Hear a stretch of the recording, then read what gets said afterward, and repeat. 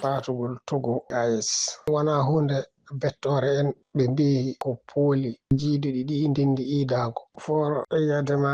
ina andi ko dictateur e honono ɓeeɗo goniri dictateur uji ni ɓuranani ɗum yidde woppude laamu deke noon so dañi hono ɓe koye maɓɓe fatata e noonne kay mbiɗo ɗamini Mamadou Doumbouya so ɗeɗon doole puɗɗima dañede ma won leydi joyoɓiri e Tchad koye laawol wonata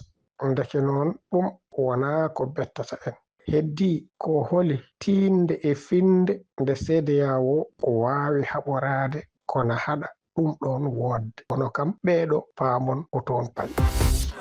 Togo yidde maɓɓe wontude e leyɗele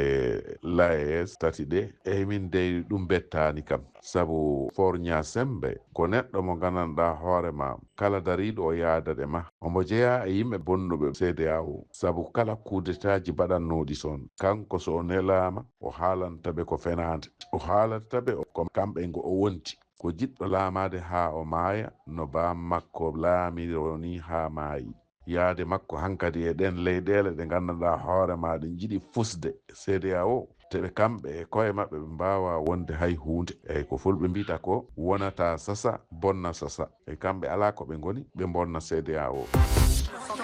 naatgol leydi Togo e AES eɗen gandi horejo leydi Togo hono Foro Ñasimbe kañum halfinano kaldigal hakkude CEDEAO e leyɗe AES ɗe pour leyɗe AES ɗe mbawa artude CEDEAO kanum halfinano ngal ɗon jaɓɓal jonon docteur so wonti barowo mayde weeɓat e min kam e yiyande am ko intérêt nde tan so tawi ɓe ƴeewi iwde mumen e CEDEAO yaade mumen AES ko toon ɓuuri ɓe intérêt mumen ɓuuri hedde ko toon ɓe jahata so tawi ɓe kadi ɓe daari ko heddade e CEDEAO ɓuuri waɗande ɓe intérêt koye CEDEAO ɓe keddoto hande jamanu o ko intérêt tan ɗum addata ɗo ɗi probléme ji